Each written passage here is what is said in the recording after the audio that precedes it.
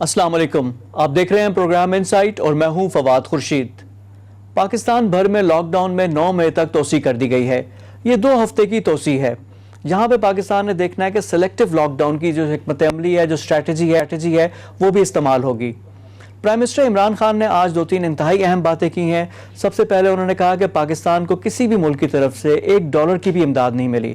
پاکستان کا نہ صرف کورونا سے مقابلہ ہے، ساتھ ہی ساتھ بھوک اور افلاس، اس سے بھی ہم نے مقابلہ کرنا ہے۔ پرائم منسٹر نے کہا کہ کورونا کے لیے آرٹیفیشل انٹیلیجنس کا سسٹم ہے وہ استعمال کیا جائے گا اور ISI اس میں مدد کرے گی، اور ٹریک اینڈ ٹریس سسٹم ہے وہ یوز کیا جائے گا۔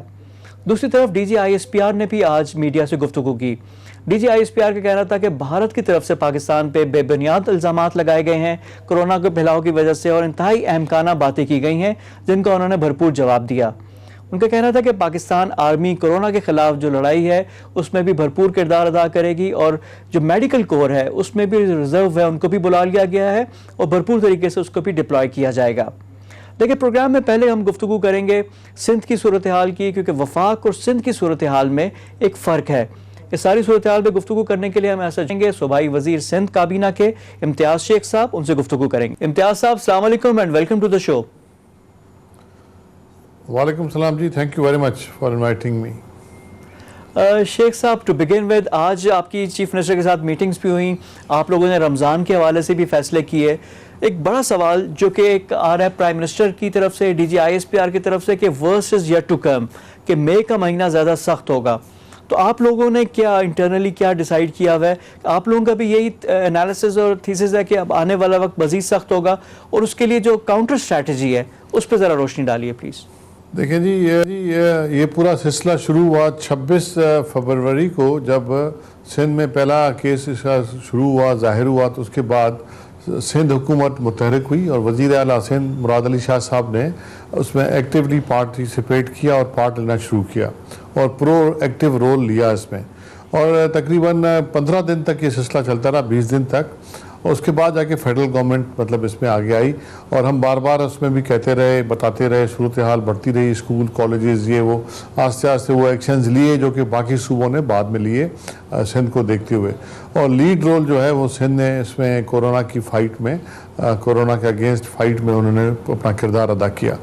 اس دن سے یہ کام شروع ہے، اور اب تو یہ صورتحال ہے کہ اب فیڈرل گورنمنٹ بھی کہہ رہی ہے اور DG ISPR بھی کہہ رہے ہیں، اور یہ ہم پہلے سے کہتے آ رہے ہیں کہ peak has yet to come, peak ابھی آنے والی ہے۔ اندازے ہو سکتے ہیں پہلی دفعہ یہ وبا پاکستان بلکہ دنیا میں آئی ہے، یہ وائرس، تو اس لیے اندازے غلط بھی ہو جاتے ہیں، ٹائمنگز آگے پیچھے بھی ہو جاتی ہیں، لیکن اندازہ ہمیں تھا، ہمیں نظر آ رہا ہے، اور اب بھی نظر آ رہا ہے، اور اب سب کو نظر آ رہا ہے کہ یہ چیز جو ہے بڑھتی جا رہی ہے۔ اور اچھا شیخ صاحب، اب رمضان کا بابرکت مہینہ ہے، اس کا بھی آغاز ہو گیا ہے، اس کے حوالے سے بھی آج آپ لوگوں نے میٹنگ کی، کیا اقدامات اس میں، کیا ڈیفرنٹ کیا کر رہے ہیں؟ دیکھیں جی، اب جب یہ چیز سامنے آئی تو لازمی ہے، رمضان بھی اس دوران آ گیا، تو اب یہ جو کورونا کا جو سلسلہ ہے اس کے لیے جو اقدامات لیے جا رہے ہیں وہ غیر معمولی نوعیت کے ہیں اور غیر معمولی حالات میں ہیں۔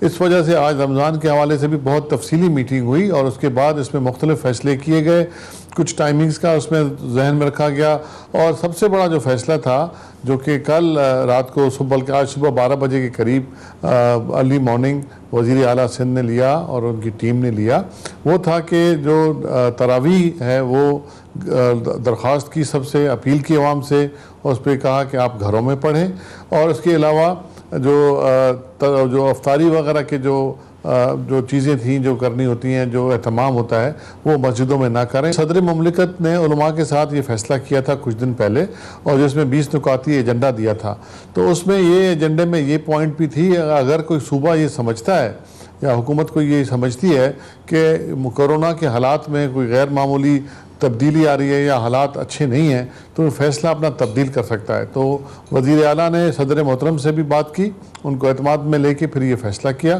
اور آج یہ فیصلہ 3 بجے سے 12 بجے سے 3 بجے تک اسٹرکٹ لاک ڈاؤن بھی تھا، اور یہ سلسلہ جو پہلے سے کچھ احکامات جو دیے گئے تھے وہ برقرار رکھے گئے، لیکن ساتھ میں پھر کیونکہ یہ جب سے لاک ڈاؤن ہوا ہے تو چھوٹے جو ہمارے تاجر ہیں، دکاندار ہیں، اور دیہڑی دار جو لوگ ہیں، طبقہ ہے، وہ بہت متاثر ہوا ہے، ان کی تکلیفیں اور ان کی مشکلات دیکھتے ہوئے کچھ عرصہ پہلے کنسٹرکشن انڈسٹری اور ایکسپورٹ ریلیٹڈ انڈسٹری کھولی گئی تھی، اور آج یہ فیصلہ ہوا ہے کہ جو بھی کاروبار، جتنا بھی کاروبار ہے، جو بھی سیکشنز ہیں، سیگمنٹس ہیں ٹریڈ کے، وہ اگر آن لائن اپنا کاروبار کر سکتے ہیں تو ان کو اجازت دی گئی ہے ہفتے میں 4 دن، پیر سے لے کے 4 دنوں تک، صبح 9 بجے سے لے کے 3 بجے تک، اور ہوم ڈیلیوری سروس جو ہے وہ بھی شروع کر دی گئی ہے کھانے پینے کی اشیاء کی ریسٹورانٹس کو، اور رمضان کے حوالے سے اس کی ٹائمنگز رکھے گئے ہیں، وہ بھی 4 بجے سے رات کو 10 بجے تک ہوگا،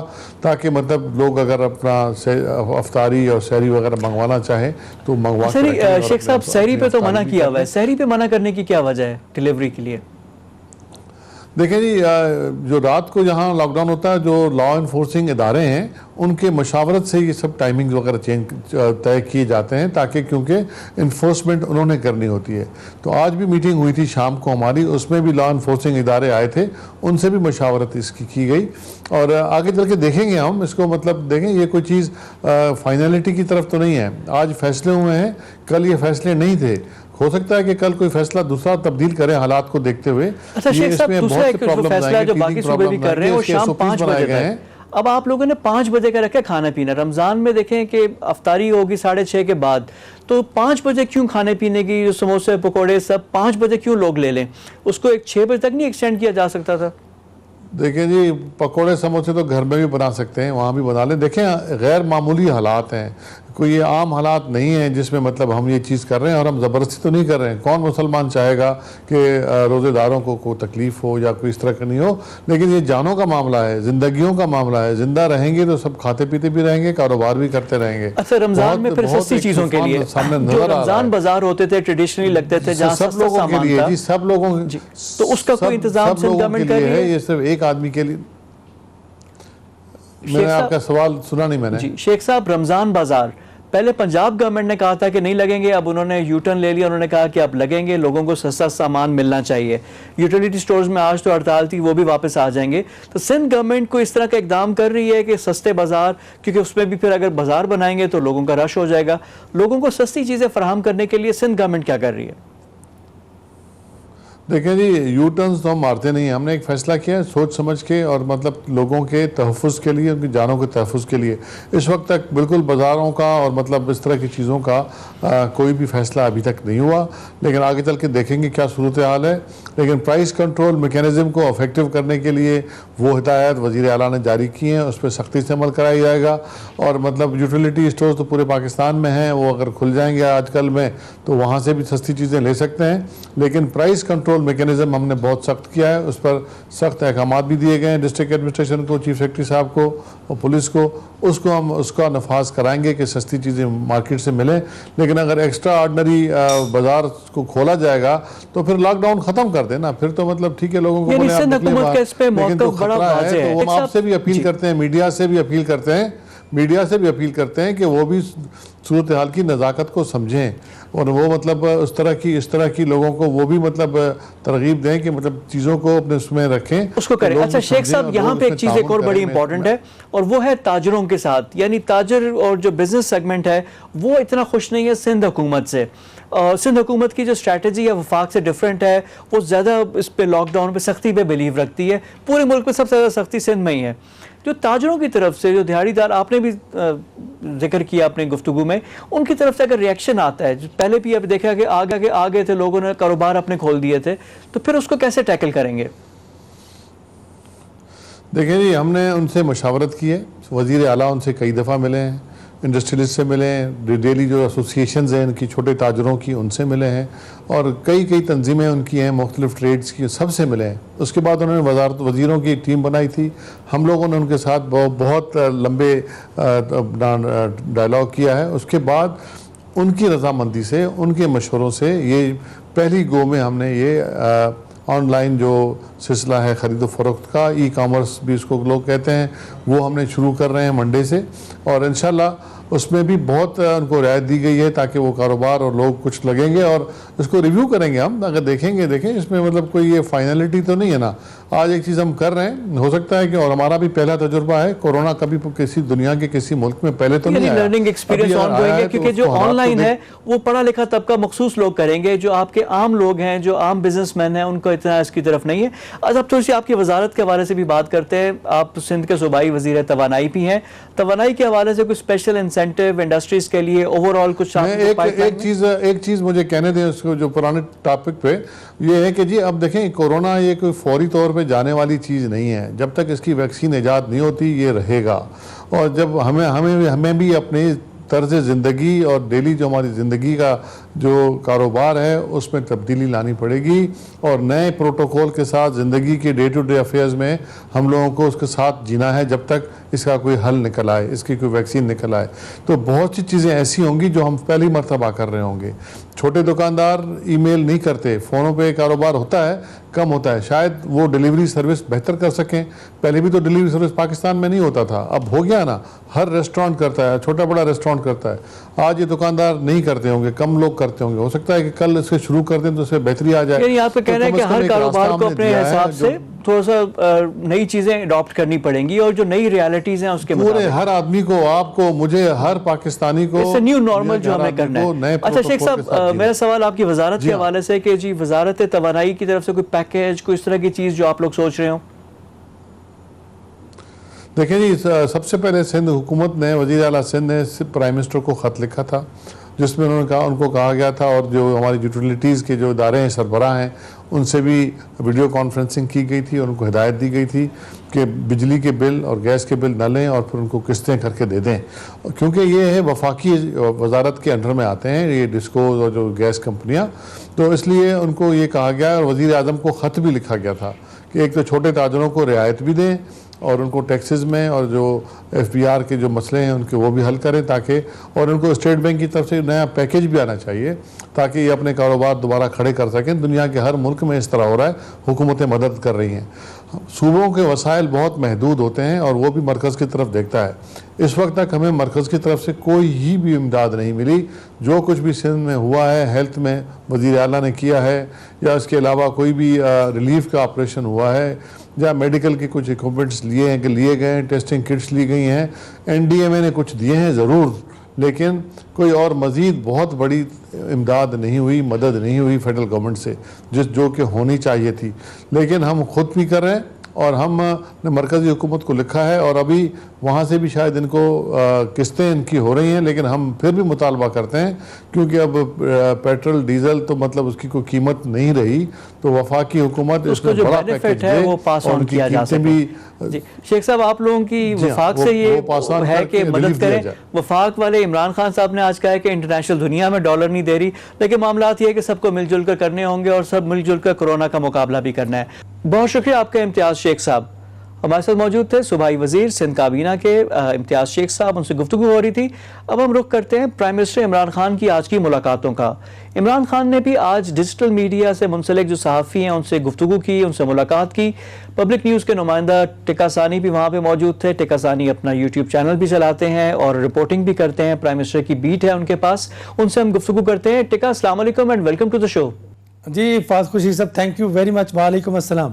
اچھا ٹھیک ہے، آج کی جو ملاقات تھی وزیر اعظم اینکر سے تو ملاقات کرتے ہی کرتے ہیں، آپ کی ویسے بھی ملاقات ہوتی رہتی ہے، آج ڈیجیٹل میڈیا کے حوالے سے جو ملاقات تھی اس کا بنیادی مقصد کیا تھا؟ آپ دیکھ رہے ہیں کہ کچھ دنوں سے جو اینکرز ہیں وہ خاص طور پہ یوٹیوب میں ان کو تنقید کا نشانہ بنایا جا رہا ہے، ان کی مختلف جو بڑھتی ہوئی حکومت کے اوپر تنقید ہے اس کو وہ کاؤنٹر کر رہے ہیں سوشل میڈیا میں۔ یوٹیوب چینلز کے خاص طور پہ جو ایکٹیو لوگ ہیں پنڈی، اسلام آباد، کراچی، لاہور، تو پہلی فرصت میں وزیر اعظم عمران خان نے جو پنڈی اسلام آباد میں موجود تھے لوگ، ان سے ملاقات کے لیے ان کو باقاعدہ طور پہ بلایا وزیر اعظم، یعنی ان کو کیا گراؤنڈ ریالٹی سے آگاہ کیا کہ کیا کیا چیزیں ہو رہی ہیں، کیا چیز صحیح ہے، غلط ہے، اور جو غلط چیزیں ہیں اس کو پروپیگنڈے کو زائل کرنے کے لیے ملاقات تھی؟ جی بالکل، وزیر اعظم نے بتایا کہ ایک تو سوشل میڈیا جس طرح آگے بڑھ رہا ہے، وزیر اعظم نے بتایا کہ پی ٹی آئی واحد پارٹی ہے جس نے ڈاکٹر عارف الوی جب تھے تو ان کے ساتھ مل کے وزیر اعظم نے کہا کہ ہم نے سب سے پہلے سوشل میڈیا ہم نے شروع کیا۔ اس کے بعد وزیر اعظم نے بتایا کہ اللہ حق اور سچ کے ساتھ ہے. یہاں ٹی وی چینلز کو ہم نے عروج بھی دیکھا, زوال بھی دیکھا, اور اب ڈیجیٹل میڈیا کا رائز ہے. اچھا دیکھا یہاں پہ ایک اور چیز بڑی امپورٹنٹ ہے. ایک چیز وہ ہے کہ اب ہر پارٹی کا, جس طرح انہوں نے کہا پی ٹی آئی نے شروع کیا, ہر پارٹی کا ایک سوشل میڈیا سیل ہے, باقاعدہ لوگ ہیں جو انہوں نے ہائر کیے ہوئے ہیں, اور جو وہاں پہ, اور اب جس طرح کی لینگویج استعمال ہوتی ہے, جس طرح کے ایک دوسرے پہ ذاتی حملے ہوتے ہیں, اس کے بارے میں کوئی بات کی انہوں نے؟ جی بالکل, وزیر اعظم عمران خان نے ان کو بتایا گیا کہ کبھی کسی دور میں اتنی زیادہ فیک نیوز نہیں آئیں جتنی آپ کے دور میں فیک نیوز آئیں, اور ایسے لگتا ہے کہ جیسے حکومت نہ جانے کس کے ہاتھ میں ہے. یقیناً وزیر اعظم کو یہ باتیں پہلے بھی پتہ تھی. آج سوشل میڈیا میں بیٹھے لوگوں نے ایک تو بتایا کہ انہوں نے کس طرح چینلز شروع کیے, اس کے بعد اب وہ کتنا ارن کر رہے ہیں. وزیر اعظم نے یہ کہا ہے کہ باقاعدہ طور پہ اندیا دیا ہے کہ شاید ایک اکیڈمی بنے گی سوشل میڈیا کے لیے. ان کو ٹیکس نیٹ پہ لانے کی تو بات نہیں کی, ٹیکس کی تو بات نہیں کی کہ جو کما رہے ہیں ان پہ ٹیکس لگے گا. نہیں, ابھی تک کوئی ایسی بات تو نہیں ہوئی, لیکن وزیر اعظم خوش تھے کہ ہمارے پاس ڈالر آ رہا ہے, ٹیلنٹ ہے, ان کو باہر لے کے آئیں گے ہم. اس کو آرگنائز کرنے کی بات ہوئی ہے. پلس کوئی اس طرح کی اوور آل میڈیا کے بارے میں کوئی گفتگو؟ اوور آل میڈیا کے بارے میں وزیر اعظم نے کہا کہ جب 2008 میں وہ عروج پہ تھے ان کی پارٹی, شروعات میں ان کی وزیر اعظم کا کہنا تھا کہ پرویز مشرف کو انہوں نے سفارش کی کچھ ٹی وی چینلز کو لائسنس دینے کی, اور یہ کہا کہ آزاد میڈیا ہونا چاہیے. تو ان کا کہنا تھا کہ میری بہت سارا کنٹریبیوشن ہے اس میں, یقیناً بڑی کاوشیں ہیں. اس کے بعد انہوں نے خاص طور پہ 30 اکتوبر کے جلسے کا ذکر کیا. فاضل خورشید صاحب, وزیر اعظم کا یہ کہنا ہے, یہ ماننا ہے کہ اس جلسے کے بعد بڑی ریٹنگ ملی, بڑے بڑے اینکرز بنے, لیکن جب انہوں نے غلط استعمال کیا اس کا, اللہ تعالیٰ نے ان کو عزت دی, عروج ملا, ایک دم پھر وہ نیچے بھی آتے دیکھے. یعنی اپنے لاہور کا جو 30 اکتوبر کا جلسہ تھا 2011 کا, اس کا انہوں نے حوالہ دیا. بہت شکریہ آپ کا ٹیکا ثانی, ہمارے نمائندہ ٹیکا ثانی جنہوں نے آج پرائم منسٹر سے ملاقات کی, ہمارے ساتھ موجود تھے. پروگرام میں وقت ہو گیا ایک بریک کا. بریک کے بعد آ کر گفتگو کا سلسلہ جاری رکھیں گے. Stay with us.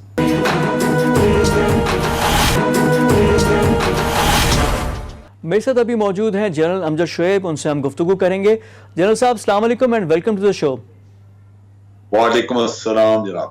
جنرل صاحب, سب سے پہلے to begin with D G I S P R کی جو آج پریس بریفنگ تھی, اگین انڈیا کے حوالے سے انہوں نے کہا کہ انڈیا پاکستان پہ ایک دفعہ پھر دشنام ترازی کر رہا ہے, غلط الزامات لگا رہا ہے, اور کورونا کو بھی مذہبی رنگ دے رہا ہے.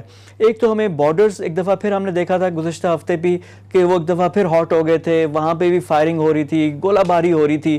تو وٹ انڈیا وانٹس, اور ساتھ ہی ساتھ فوج کے رول کے بارے میں بھی انہوں نے کہا کہ جو بارڈر پلیسز ہیں وہاں پہ بھی army is playing its role, اور پھر قربانی بھی آئی ایس فنڈ جو ہے انٹرنل سیکیورٹی والا فنڈ وہ فوج نہیں دے رہی, کورونا کے لیے استعمال کر رہی ہے, اور جو ریزرو فنڈ ہے وہ بھی لے کر آ رہے ہیں. تو ان نٹ شیل جو D G I S P R کی پریس بریفنگ تھی, تو وہاں سے ٹیک اویز کیا کیا ہیں؟ بسم اللہ الرحمن الرحیم. دیکھیے, سب سے پہلے انڈیا کی بات کر لیتے ہیں. انڈیا میں جب سے مودی آیا ہے, جو کہ ایک آر ایس ایس کی ذہنیت اور ایک ٹیررسٹ مائنڈ کا آدمی ہے, وہ وائلنس کی طرف بہت مائل ہے, اور اس میں سب سے بڑا ٹارگٹ اس کا پاکستان ہے, کشمیری ہیں, اور پھر اس کے بعد جو مسلمان ہیں بھارت میں وہ ہیں اس کا. سو ایک مسلمان دشمن اس کی ایک سوچ ہے, جس کے تحت وہ گجرات میں بھی اس نے واقعہ کیا, اب بھی کر رہا ہے. اب ان حالات میں وہ پاکستان کو مورد الزام ٹھہراتا ہے دو چیزوں پہ. ایک تو آپ اور میں, ہم سب ہمیں سمجھنا چاہیے کہ مودی کے اپنے دور میں کوئی ایسی اچیومنٹ نہیں ہے جو وہ دکھا سکے اپنے لوگوں کو, اور لے دے کہ یہی اینٹی پاکستان اینٹی مسلم ایک نعرہ ہے یا وہ ایکٹیویٹی ہے جس کے ذریعے وہ اپنے پولیٹیکل کیریئر کو محفوظ کرتا ہے, کیونکہ وہ ہندو ووٹ. اس کا جواب فورن آفس بھی دے سکتا تھا, لیکن فوج کے ترجمان کی طرف سے اس کا جواب دینے کا کیا مطلب ہے؟ میں واضح کروں. اب اس میں چیز یہ ہے کہ دو الزامات اس نے اس وقت پہ لگائے. ایل او سی کے اوپر لگاتار وائلیشنز ہو رہی ہیں, اور کہتا ہے کہ جناب پاکستان کی طرف سے یہاں سے در اندازی ہوتی ہے, انفلٹریشن ہوتی ہے, اور ہمیں پاکستان کی سائٹ پہ جو لانچ پیڈ ہیں ان کو ہم نے ایلیمینیٹ کرنا ہوتا ہے. دوسری طرف اس نے جو کشمیر کے اندر جدوجہد ہے وہاں پہ لازماً ملیٹنسی پڑتی ہے, جو بھارت نے جتنے ظلم و ستم کیا ہوا ہے وہاں پہ, تو وہ کشمیریوں کا بجائے اس کے کہ وہ ان کو ریکگنیشن دے کہ یہ کشمیری آج اٹھے ہیں, وہ بھی کہا جاتا ہے کہ جی پاکستان سے انفلٹریٹ ہو کے آئے ہیں. تو ایک تو یہ چیز ہے جس کا جواب ہم نے دینا تھا. دوسری طرف کہا گیا کہ جناب کورونا وائرس کی جو وبا ہے یہ پھیل رہی ہے, لیکن یہ پاکستان نیپال کے رستے انفلٹریٹ کرتا ہے. اب آپ سوچیے اتنا مزہ کے خیز الزام. اب یہ چیزیں ہیں کہ جب فورن آفس نے اس کا کوئی جواب نہیں دیا تو ملٹری سائڈ پہ جواب دینا ضروری تھا. اس کی بنیادی وجہ یہ ہے کہ یہ ایک سیکورٹی ریلیٹڈ ایشو ہے جس پہ بہت ضروری ہے کہ آپ اپنی ایک پرسپشن, دنیا کی جو پرسپشن بلڈ اپ کرنے کی کوشش کی جا رہی ہے بھارت کی طرف سے, اس کو آپ فوراً چیک کریں. پہلے یہ ہوتا رہا ہے کہ بھارت ہمیشہ دہشت گردی پاکستان میں کروا کے لیکن پاکستان پہ الزام دیتا رہا ہے کہ جناب پاکستان دہشت گردی کروا رہا ہے. حالانکہ واقعات وہی 2-3 تھے جو بامبے کا ہوا یا اڑی کا ہوا یا پٹھان کوٹ وغیرہ, لیکن پاکستان پہ الزام تراشی. اور اس سے اتنا افیکٹو اس نے پروپیگنڈا کیا کہ جب پلوامہ کا واقعہ ہوا تو پوری دنیا نے کہا کہ جناب یہ امریکہ نے, آسٹریلیا وغیرہ سب نے کہا جی کہ India retains the right to retaliate. General صاحب وہی گوئبلز والی بات ہے نا کہ جھوٹ اتنا بولو اور متواتر بولو کہ لوگوں کو سچ لگنا شروع ہو جائے, تو وہی ہے, تو یہ اس کا جواب ہے. تو اچھا جنرل صاحب یہ تو انہوں نے جی بات کر لی. میں ایک بات کر جی پلیز. ایک سیکنڈ. یہ وہی کمزوری تھی ہماری جو ہم نے ان کے اس پروپیگنڈے کو چلنے دیا یہ پچھلی حکومت کے دور میں. اس کو کبھی کاؤنٹر نہیں کیا, حکومت کی طرف سے بیانات نہ آئے, کلبھوشن پکڑا گیا, سب کچھ ہوا, لیکن ہم نے اس کو بھی استعمال نہ کیا, وہ بھی نے دنیا کے سامنے رکھا. تو ایک پرسپشن بن گئی کہ پاکستان کرواتا ہے ٹیررزم. اب پاکستان کے 70,000 لوگ بھی مارے گئے, اکانومی بھی برباد ہو گئی, اور پرسپشن بھی دنیا میں یہ جائے. اور یہ بھارت کی فورن پالیسی کا حصہ تھا کہ پاکستان کو دنیا میں آئسولیٹ کرنا ہے, بدنام کرنا. یہ آئسولیشن ہے جس سے روکنے کے لیے آپ کو وقتاً فوقتاً کاؤنٹر کرنا چاہیے بھارت کا وہ نیریٹو جو جھوٹ پہ مبنی ہوتا ہے, اور ان کا میڈیا پوری طرح ان کی حکومت کے ساتھ اس نیریٹو میں شامل. جنرل صاحب اب پوری دنیا میں آپ دیکھیں نا, کورونا ایک پورا ایک وبا کی طور پینڈیمک ہے, سارے ادھر ہے, ہر جگہ پہ جو کانفلکٹس ہیں ختم ہو گئے ہیں. یہ پاکستان انڈیا کیا یہ کیوں نہیں عقل کے ناخن یہ لے رہے ہیں انڈیا والے کہ اس موقع پہ بھی یہ چیزیں ہو رہی ہیں, اور بارڈر میں آپ فائرنگ ہو رہی ہے, یعنی کوئی بھی جنگ کا نہیں سوچ رہا, اور یہ پاکستان پہ الزام تراشی, یعنی کچھ بھی ہو جائے انڈیا میں پاکستان اس کا رسپانسبل ہے. تو اس سوچ کے ساتھ ہم کیسے مقابلہ کریں گے؟ دیکھیں مقابلہ تو آپ نے کرنا ہے ڈپلومیٹیکلی, جو ہم بہت ایفرٹ نہیں کرتے. آپ دیکھیے کہ خود یونائٹڈ نیشن کے سیکرٹری جنرل نے کہا کہ کورونا کی وبا پھیل رہی ہے, لہذا تمام دنیا سے میں اپیل کر رہا ہوں کہ جہاں جہاں کہیں وائرس ہے وہ اٹس ناٹ لاجیکل. اگر لاجیکل چیز ہو جس پہ بات بھی کر سکے. اب یہ ہے کہ یہ پاکستان وائرس پھیلا رہا ہے, اس طرح کی بات ہے کہ اس جگہ سے آ رہا ہے, ادھر سے آ رہا ہے, تو اس کا جواب بھی دیتے ہوئے بھی بندہ مضحکہ خیز لگتا ہے. نہیں, لیکن آپ اگر جواب نہ دیں, مطمئن رہیں, خاموش چپ بیٹھے رہیں, تو کہیں تو پرسپشن جو ہے وہ ان پڑھ جاہل طبقہ جو ہے وہاں پہ بھارت میں بہت سارے آدمی اس کو تسلیم کرنا شروع کر دیں, کیونکہ میڈیا تو آپ کا ان کو اس کو کاؤنٹر نہیں کرنا. میڈیا تو کہہ ہی نہیں رہا بھارت کا کہ جناب اس سے زیادہ امکان بات ہم نے کوئی سنی نہیں پہلے.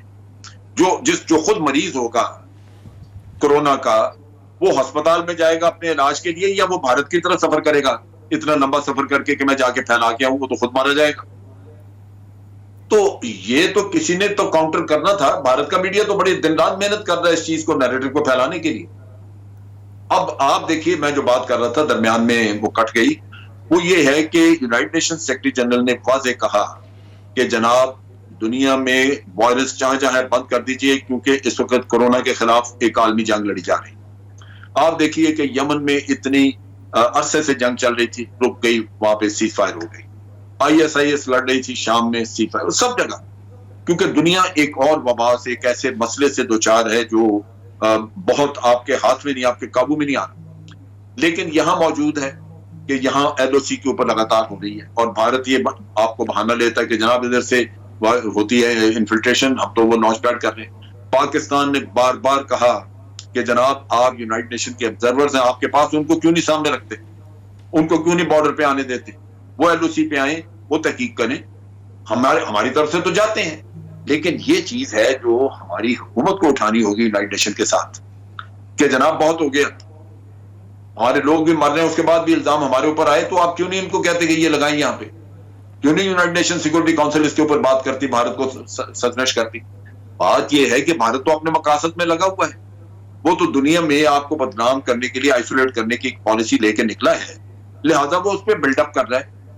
اور اس سے بڑا آپ کے پاس ثبوت کیا ہو سکتا ہے کہ پلوامہ کا واقعہ بار بار ہمارے وزیر اعظم کہتے رہے کہ بھئی ہمارے پاس کوئی, آپ نے نہ کوئی ثبوت دیا نہ بات کی, ہم نے نہیں کرایا. ادھر آپ نے الزام لگایا اور رات تک باقی دنیا نے کہہ دیا کہ ہاں جی India retains the right to retaliate. اس سے زیادہ اور افیکٹو پروپیگنڈا کیا ہو سکتا ہے؟ اور یہاں کلبھوشن آپ کے پاس تھا.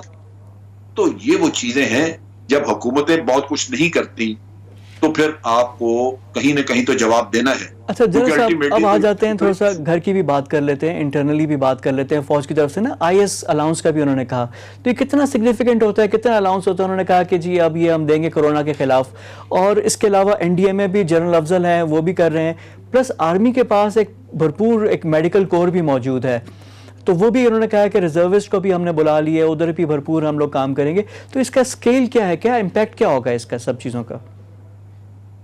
دیکھیے اس میں پہلی بات میں آپ کو ایک بڑی پتے کی بات بتا دوں. ہماری میڈیکل فیسلٹیز اللہ تعالیٰ کے فضل سے بہت اچھی ہیں. آرمی کی میڈیکل فیسلٹیز بہت اچھی ہیں, ویل اکوپڈ, بہت کچھ ہے, میڈیسنز ہر طرح کی ہیں. اس کی ایک بنیادی وجہ ہے حکومت تو اتنا ہی پیسہ دیتی ہے جو باہر دوسرے ہاسپٹلز کو بھی جاتا ہے, یا ہمارا بجٹ جو ہے وہ آپ کو پتا ہے. لیکن ہمارے جتنے ڈاکٹر پرائیویٹ پریکٹس کرتے ہیں وہ ہاسپٹل سے, وہیں ہمارے ملٹری ہاسپٹل سے پریکٹس کرتے ہیں, اور اپنی آمدن کا ایک حصہ, موسٹ پروبلی 40 یا 45% حصہ وہ ہاسپٹل کو دیتے ہیں, جس سے ہم ہر طرح کی دوائیاں بھی اپنے لیے پروکیور کرتے ہیں اور اپنی فیسلٹیز کو بھی امپروو کرتے رہتے ہیں. یہ ہمارے ہی لوگوں کی کنٹریبیوشن ہے. جنرل صاحب کیونکہ آپ ایڈجوٹنٹ جنرل بھی رہ چکے ہیں آرمی میں, اور ایڈجوٹنٹ جنرل کے سی ایم ایچ اور جو ہاسپٹلز ہوتے ہیں وہ بھی آپ کے انڈر ہی تھے, اس وجہ سے جی ایڈجوٹنٹ جنرل جو ہے وہ میڈیکل سائڈ کا بھی انچارج ہیڈ ہوتا ہے, اس کے نیچے یہ سارا سلسلہ کام کرتا ہے. تو میں لیکن کیا ابھی یہ سول سائڈ کے لیے کھل جائیں گے, سویلین کے لیے بھی آپ لوگ کر دیں گے, کیونکہ ملٹری کو اپنا بھی دیکھنا ہوگا انٹرنلی؟ میں بتاتا ہوں کیونکہ ہمارے پاس جتنی فیسلٹیز ہیں میڈیکل فیسلٹیز, ان کو ہم نے جنگ کے وقت میں فیلڈ تک ایکسٹینڈ کرنا ہوتا ہے. ہمارے پاس فیلڈ ہاسپٹلز ہیں, سب کچھ ہے. لہذا آج جب قوم کو ضرورت ہے تو آپ نے تافتان میں بھی یہ فیسلٹی کریٹ کی ہے, آپ نے چمن میں یہ فیسلٹی کریٹ کی ہے, آپ نے ترخم پہ کی ہے, مختلف جگہوں پہ بارڈرز میں جہاں بھی کہیں کراسنگ ہے جہاں پیشنٹس آ سکتے ہیں یہ فیسلٹی کریٹ کر دی گئی ہے. اور یہ پاکستان آرمی نے اپنے ہی ریسورسز سے کی ہے, کسی سے کوئی ریسورس اور نہیں لیے. دوسری چیز جو ہے, جب بھی آرمی کو آرٹیکل 245 کے تحت بلایا جاتا ہے سول ایڈمنسٹریشن کی مدد کے لیے, تو اس میں دو طرح کی چیزیں ہوتی ہیں. ایک تو ڈیلی الاؤنس ملتا ہے تمام ان لوگوں کو جو کہ اس میں امپلائی ہوتے ہیں, ان کو ایک ڈیلی الاؤنس ملتا ہے. دوسری چیز یہ ہے کہ جتنا اکوپمنٹ استعمال ہوتا ہے اس کے بھی, اگر آپ نے پیٹرول استعمال کیا ہے, اس کی رننگ گاڑی کی ہے, وہ پیٹرول کا خرچہ جو ہے وہ بھی سول کو ریمبرس کرنا پڑتا ہے, ان کو ہم چارج کر دیتے ہیں. یہ بہت بڑی اماؤنٹ بنتی ہے. اب یہ اماؤنٹ خرچ تو ہوگی لیکن یہ آرمی اپنے وسائل سے پورا کر دے گی. چنانچہ یہ اماؤنٹ جو کہ کروڑوں میں ہوگی, ہو سکتا ہے بلین میں چلی جائے اگر لمبے وقت کے لیے جاتا ہے, تو یہ بھی اس فنڈ میں شامل ہو جائے گی, لوگوں کے اپنے الاؤنسز بھی, اور دوسرا بھی جو خرچہ ہے یہ اس فنڈ میں چلا جائے گا جو کہ پرائم منسٹر نے قائم کیا ہے اپنے ہم وطنوں کے مسائل کو حل کرنے کے لیے. ان کے غربت وغیرہ کی وجہ سے جو لوگ بے روزگاری کی وجہ سے آج مصیبت زدہ ہیں ان کے لیے. تو یہ ایک ایسی چیز ہے جو میں سمجھتا ہوں کہ ہمارے ہم وطنوں کو اس چیز کی قدر کرنی چاہیے. یعنی آپ کے خیال میں ایک سبسٹینشل اماؤنٹ بن جائے گی اور ایک طرح سے ایک اچھا ہیلپ ہے. اچھا جنرل صاحب, آپ کی موجودگی کا فائدہ اٹھاتے ہوئے ایک اور چیز بھی کلیریفائی میں کرنا چاہوں گا, وہ ہے سول ملٹری تعلقات. آپ خود پریوی ہیں کیونکہ آپ خود آرمی میں ایک طویل سروس ہے آپ کی, لیفٹیننٹ جنرل تک پہنچے, اب سول میں بھی تجزیہ کار, ابھی you are still in contact touch, ساری بات ہے آپ کے ہی لوگ ہیں سارے. اب بات ہو رہی تھی ایک مہینے سے, آپ نے بھی سنا ہوگا کہ جی یہ ہو رہا ہے, صدر کے پاس یہ فلانی چیز چلی گئی, ایک پیج پہ نہیں ہے, گڑبڑ ہو رہی ہے. اس میں کیا حقیقت ہے؟ اور اس میں کچھ ملاقاتیں بڑی امپورٹنٹ ہیں کہ پرائم منسٹر جب صدر کے پاس گئے تو پھر D G I S I پہ اس میں شریک تھے. اس کے بعد کل جو پرائم منسٹر ہیں وہ آئی ایس آئی کے آفس میں گئے, وہاں پہ آرمی چیف بھی ان کے ساتھ تھے. تو یہ ان چیزوں میں کچھ ہمیں کو ریڈ کرنا چاہیے, یہ روٹین ہے. اور جو یہ ریومر مانگرنگ ہے, پوری ریومر ملز چل رہی تھیں, ان کے بارے میں کیا کہیں گے؟ دیکھیے ریومرز تو یہاں پہ بے شمار چلتی ہیں اور عموماً غلط ہی ثابت ہوتی ہیں, کیونکہ میرا خیال ہے بہت سارے لوگ جو ہیں وہ آج کل یہ یوٹیوب پہ اپنے ویڈیوز وغیرہ ڈالتے ہیں تو اس میں کچھ دلچسپی کریٹ کرنے کے لیے کنسپیریسی ایلیمنٹ رکھتے ہیں تاکہ زیادہ سے زیادہ لوگ دیکھیں. تو اس میں کوئی میرے نالج میں تو نہیں, کیونکہ ایسی چیز ثابت ہوئی ہے, کوئی درست ثابت ہوئی پچھلے 1.5 سال میں جو باتیں ہوتی رہی. لیکن ایک چیز ہے کہ آج جو بریفنگز ہو رہی ہیں, جو کچھ ہے, اس کے 2-3 پہلو ہیں. اس کا ایک پہلو تو بہت اہم ہے جو ہم نے جیسے پہلے ڈسکس کیا کہ بھارت کے ساتھ اس وقت ریلیشن شپ کس طرف جا رہی ہے. بھارت کے الزامات جو ہیں ان کو آپ اگنور نہیں کر سکتے, اور اس سے پہلے جو وہ بات کرتے رہے کہ جناب آزاد, اب کشمیر کا مسئلہ تو حل ہو گیا, اب ہم نے آزاد کشمیر لینا ہے کیونکہ وہ پاکستان کے قبضے میں ہے اور وہ چھڑوانا ہے.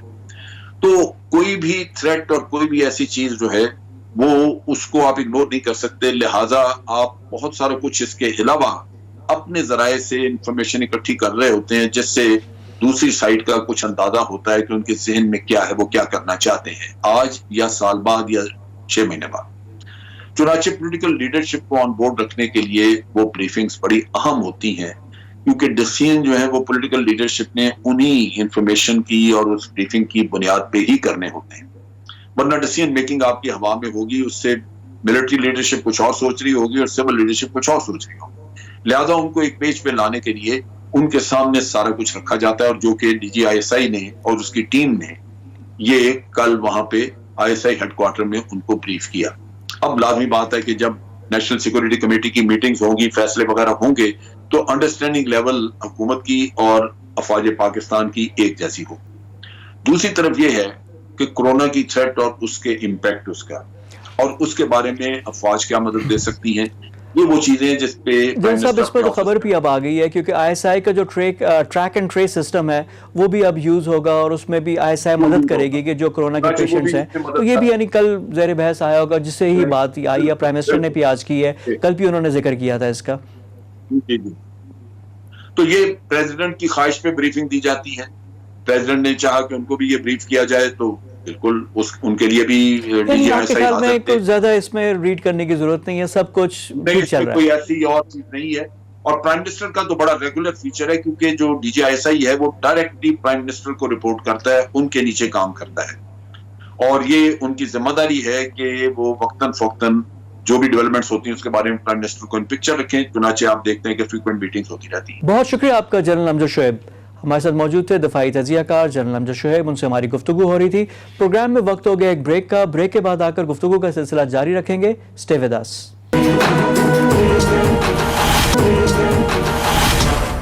بریک کے بعد پروگرام میں دوبارہ خوش آمدید. پروگرام کے اس حصے پہ ہم 3 موضوعات پہ گفتگو کریں گے. ایک تو FBR, کیونکہ پاکستان کے لیے اکانومی کے لیے چلنے کے لیے ٹیکسز ناگزیر ہیں. اب ٹیکسز میں امپیکٹ آ گیا, FBR کا کوئی ٹارگٹ پورا نہیں ہوگا, پوری اکانومی رکی ہوئی ہے. اس ساری صورتحال میں کیا کرنا چاہیے, جو حکومت کر رہی ہے وہ کس حد تک صحیح ہے.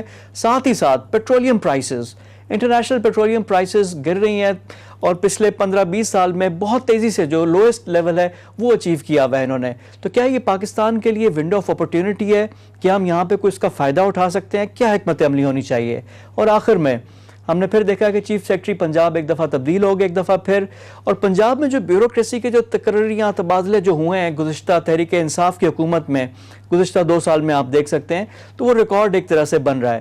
یہ 3 موضوعات ہیں, 3 موضوعات پہ گفتگو کرنے کے لیے ایک بندے میرے ساتھ موجود ہیں جو تینوں موضوعات پہ مناسب آدمی ہیں گفتگو کرنے کے لیے. وہ ہیں سابق چیئرمین FBR عبداللہ یوسف صاحب, ساتھ ہی ساتھ سیکرٹری پیٹرولیم بھی رہ چکے ہیں اور بیوروکریسی میں ایک طویل ان کا عرصہ ہے.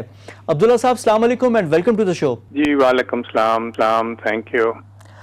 سر تینوں ایشوز میں نے بتائے ہیں, 1 بائی 1 میں بات کروں گا. سب سے پہلے FBR, کیونکہ لاسٹ آپ نے جو پوسٹ آپ نے آکوپائی کی تھی وہ چیئرمین FBR کی تھی. FBR میں جو PTI کی حکومت آئی, بہت بلند بانگ دعوے تھے, ساتھ ساتھ شبر زیدی صاحب کو پرائیویٹ سیکٹر سے لے کر آئے تھے, لیکن انہوں نے بھی پھر سائڈ پہ ہو گئے, خرابی صحت یا کام بننا نہیں تھا ان کا بیوروکریسی کے ساتھ. اب FBR کی ہی خاتون آ گئی ہیں جو چیئرپرسن FBR ہے. تو FBR میں اب ٹیکس ٹارگٹس نہیں ہوں گے, ظاہری بات ہے اکانومی رکی ہوئی ہے, تو کیا آپ کے تجربے کے حساب سے کیا حکمت عملی ہونی چاہیے, کیا کرنا چاہیے؟ جی شکریہ. دیکھیں بات یہ ہے کہ جو اس وقت ہمارے حالات ہو رہے ہیں نا, انفارچونیٹلی وہ ایک بڑا گلوبل ایشو ہے.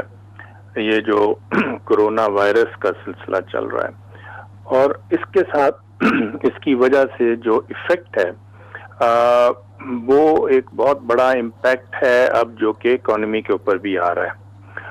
تو اس کے لیے اب ہمیں مینج کیسے کرنا ہے اور کیا ہم کر سکیں گے, دیٹ از اے کوشچن. یہ جو اب ریونیو والی جو بات ہے نا, یہ ایک بہت بڑا ہمارا ملک کے پوائنٹ آف ویو سے ایک بہت بڑی ریکوائرمنٹ ہوتی ہے کہ آپ کو میکسیمم ریونیوز جو ہیں وہ چاہیے ہوتے ہیں.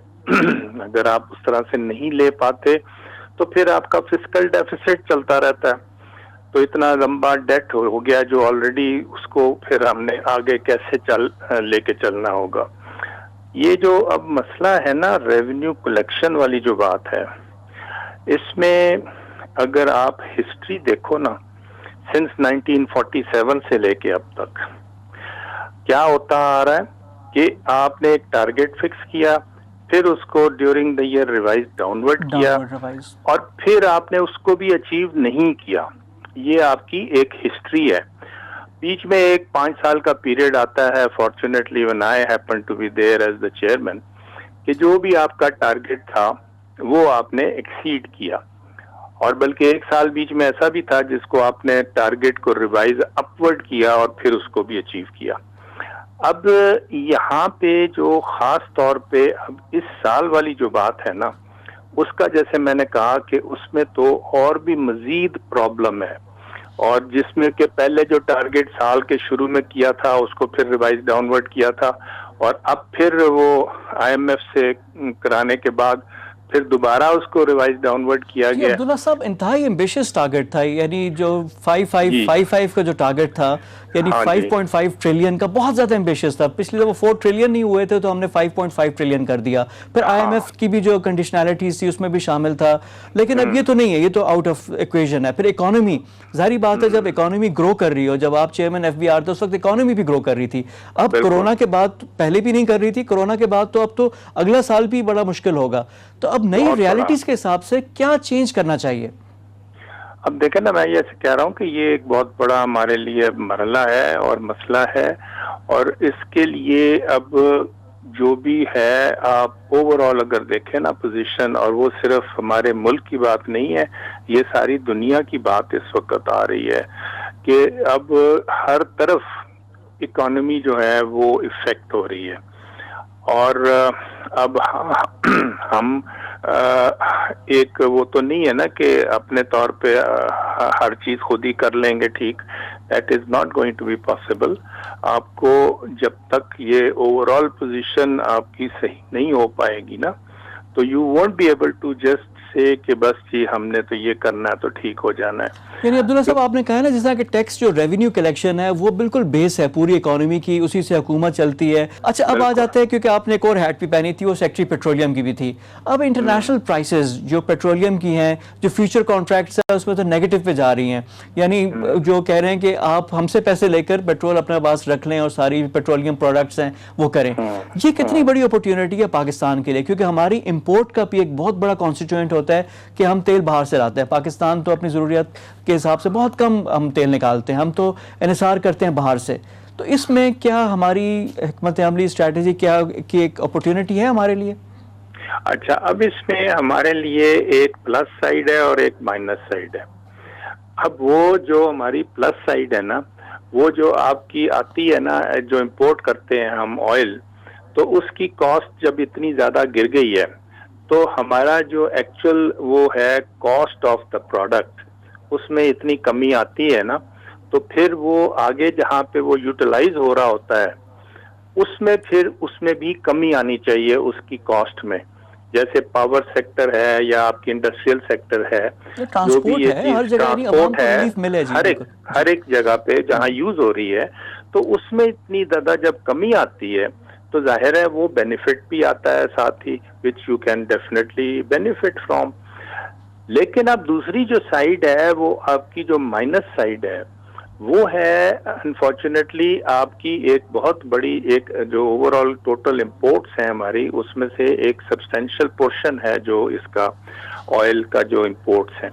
تو اب جب یہ چیز جو اتنی ڈکلائن آ رہی ہے پرائسز میں, تو اس کا مطلب ہے کہ امپورٹس میں کمی آ رہی ہے.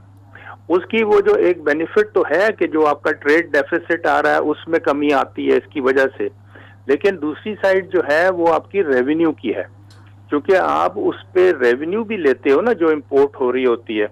تو وہ چونکہ اب امپورٹ کی کاسٹ اتنی ڈاؤن آ گئی ہے تو وہ ریونیو بھی آپ کو اتنا نہیں ملے گا, تو آپ کی ریونیو میں بھی شارٹ فال جو ہے اس کی ایک وجہ جو ہے نا وہ یہ بن رہی ہے جو کہ کاسٹ ہے آپ کی امپورٹ کی جو اتنی ڈکلائن کی ہے. اب آ جاتے ہیں ایک فائنل ایک ایشو کی طرف اور وہ ہے چیف سیکرٹری پنجاب ابھی تبدیل ہو گئے. اب وہ لگ گئے ہیں سیکرٹری داخلہ. پہلے بھی سیکرٹری داخلہ تھے, پھر عمران خان نے گورنمنٹ نے اناؤنس کیا کہ جی جائیں گے اور with all powerful chief secretary Punjab کے بیک کیا کہ جی بیوروکریسی اب ڈیلیور کرے گی. یہ ایکسپیریمنٹ بھی 6 مہینے میں واپس ہو گیا اور ٹائمنگ اس کی دیکھیں کہ ابھی کورونا کے خلاف بھرپور ایک جدوجہد چل رہی ہے. پنجاب از دا مین پروونس, اس کا چیف سیکرٹری چینج کر دیا. تو بیوروکریسی میں اس طرح کے تقرریاں تبادلے کتنا امپیکٹ آتا ہے؟ دیکھیں بات یہ ہے کہ اب کوئی بھی جگہ ہو نا, آپ دیکھیں کہیں پہ بھی ہو, چاہے وہ انڈسٹری ہے پرائیویٹ سیکٹر کی, چاہے وہ پبلک سیکٹر, جو بھی آپ کا بندہ کوئی بھی ہوتا ہے نا, he has to actually deliver. جس کی بھی آپ اس کو جو بھی رسپانسبلٹی دیتے ہو تو ہی ہیز ٹو ڈیلیور. اب یہاں پہ ہمارے ہاں جو بیوروکریسی کا مسئلہ ہے وہ unfortunately again it's a big issue, اس لیے کہ اب وہ آپ دیکھ رہے ہو کہ آگے اور پیچھے لوگوں کو کرتے جانا, اور پھر وہی بات ہے کہ اس طرح کا آپ جو ایکسپیکٹ کر رہے تھے رزلٹ وہ نہیں آ رہا, تو پھر آپ کہو گے کہ اچھا بھائی اب اس کی جگہ میں کسی اور کو لگاتا ہوں, پھر دیکھتے ہیں. یہ چیزیں جو ہے نا, یہ صرف ایک چیف سیکرٹری پنجاب والی بات نہیں ہے. یہ اگر آپ دیکھو تو تقریباً ہر طرف, یعنی جو فیڈرل گورنمنٹ ہے یا ایون پروونشل گورنمنٹس ہیں, وہ ہر اپنا بندوں کو روٹیٹ کرنے والی جو بات ہے وہ ایک پرابلم ہے. اور اس میں اب ایک اور جو بڑا پرابلم میں سمجھتا ہوں جو بیوروکریسی میں ہے وہ یہ ہے کہ وہ nobody is now prepared to take any decision. کوئی بھی سائن آف کرنے کو تیار نہیں ہے, کیونکہ کل پتہ نہیں جی پھر ہمارا کیا بنے گا. وہ نیب کے چکر جو چل رہے ہوتے ہیں ہر وقت, تو اس طرح سے آپ دیکھیں نا ہے کہ ایک دفعہ لگائیں تو کوئی ٹینیور ہونا چاہیے, فکس ٹینیور کے کم از کم 1 سال منیمم ہو تاکہ وہ ڈیلیور کرے. نہ ہو تو پھر اس پہ کوشچنز ہو نا. یہ تو نہیں کہ ایک جگہ سے دوسری جگہ لگا لے. ایک بندہ اگر ایک جگہ ڈیلیور نہیں کر پا رہا, اس بات کی کیا گارنٹی ہے کہ دوسری جگہ ڈیلیور کرے گا؟ if there is some problem it needs to be addressed. دیکھو نا یہی بات ہے. ویسے تو نارملی یہ ہوتی ہے ایک انڈرسٹینڈنگ کہہ لو یا ریکوائرمنٹ بھی کہہ لو کہ وہ 3 سال کا پیریڈ ایک دیتے ہیں کہ اگر کسی کو لگایا جاتا ہے تو he suppose to be there for about 3 years. اب لیکن جو مسئلہ ہے وہ ہے کہ جو بھی وہاں پہ بندے ہیں انچارج, وہ اگر بیٹھے ہوئے یہ دیکھ رہے ہیں کہ نہیں جی ابھی تو رزلٹ نہیں آیا جس طرح سے ہمیں ایکسپیکٹڈ تھا, تو اس لیے میں پھر کسی اور کو لاتا ہوں اور لگاتا ہوں. اب یہ جو بات ہے نا کہ وہ پھر اس کو کیوں ہٹا رہا ہے اور کیوں لگا رہا ہے اور کیوں اس کو نہیں کرنا. اچھا سر, اب اس پہ تھوڑا سا ہیلپ کرتے ہیں کہ how should we read this. اس کو ہم کیسے دیکھیں کہ یہ اچھی بات ہے, بری بات ہے, پروموشن ہے, ڈیموشن ہے؟ کیونکہ پہلے بھی وہ سیکرٹری داخلہ تھے, اب گئے وہاں پہ پنجاب سے, پھر واپس آ گئے. تو یہ جو سرکل ہے یہ کیا, اس کو کیسے ہم دیکھیں گے؟ اٹس گڈ اور بیڈ؟ نہیں, it's not good at all, it's unfortunately bad. اس لیے کہ یہ چیز جو ہے نا, اتنا آپ نے بندے کو لائے ہیں 6 مہینے کے بعد پھر اس کو کسی اور جگہ بھیج دیا. تو اب آپ بتاؤ کہ کوئی بھی بندہ آ کے وہ پہلے اس کا کچھ تو ٹائم لگے گا, وہ اپنا جو بھی اس کا ہے سیٹ اپ دفتر کا وہ دیکھے گا اور پھر کچھ فیصلے کرنے ہوں گے, پھر جو بھی کرے گا. لیکن آپ نے بس اس کو آتے اور جاتے ہی کرنا ہے اگر, تو پھر اس میں کیا رزلٹ اس کو آپ دے سکو گے؟ So that is certainly not good idea. And it has to be seen یعنی also. کنسسٹنسی ہونی چاہیے آپ کی. ہاں ڈیفینیٹلی. بہت شکریہ آپ کا. عبداللہ یوسف صاحب ہمارے ساتھ موجود تھے, سینئر ہیں, سابق چیئرمین FBR اور سیکرٹری پیٹرولیم بھی رہ چکے ہیں. FBR کے حوالے سے ان کا یہ کہنا تھا کہ ٹیکس بیس کو وسیع کرنا ہے کیونکہ کلیکشن تو ابھی ہٹ ہو گئی ہوگی, تو جو میکسیمم ہم اس پہ ڈرائیو کر سکتے ہیں وہ ہمیں کرنا ہے, کیونکہ ٹیکس کلیکشن جو ریونیو کلیکشن ہے وہ بیس ہے اکانومی کے لیے. فسکل ڈیفیسٹ بھی اور باقی چیزیں بھی, گورنمنٹ چلانے کے لیے بھی آپ کو پیسے چاہیے. پیٹرولیم کے حوالے سے ان کا کہنا تھا کہ اب انٹرنیشنل مارکیٹ میں لگ رہا ہے کہ جو پرائسز ہیں وہ کم ہی رہیں گی. آخر میں بیوروکریسی کے تقرریاں اور تبادلوں کے بارے میں انہوں نے کہا کہ ٹینیور پروٹیکشن ہونی چاہیے اور ڈیلیور کرنے کا ٹائم دینا چاہیے. یہ تو تھا آج کا پروگرام انسائٹ. آج رمضان المبارک کا بھی باقاعدہ آغاز ہو گیا ہے. تمام قوم کو رمضان کی بھی مبارکباد. کل مزید موضوعات کے ساتھ آپ کی خدمت میں حاضر ہوں گے. تب تک کے لیے فواد خورشید کو اجازت دیجیے. خدا حافظ.